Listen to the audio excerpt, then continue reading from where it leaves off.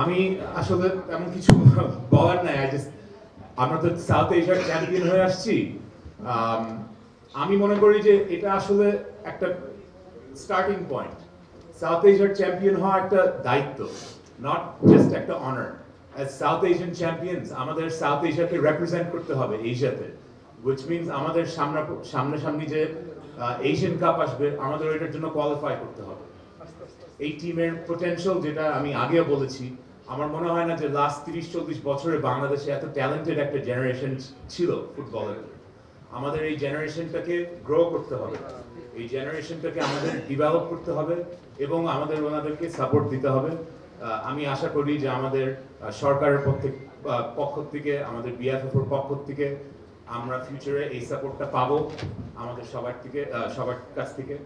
আর finally আমি বলতে চাই যে আমি তো I'm not a footballer, I'm not a coach, I'm not an ex-footballer.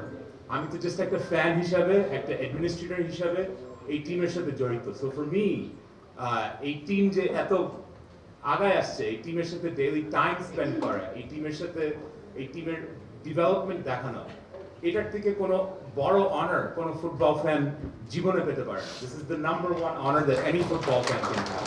তো এটার জন্য আমি সবাইকে ধন্যবাদ, প্লেয়ারদেরকে ধন্যবাদ, বিএফএফদেরকে ধন্যবাদ, কোচেসদেরকে ধন্যবাদ। আমি এখানেই আমার কথাটা শেষ করবো। থ্যাংক ইউ ভেরি মাচ সবাই।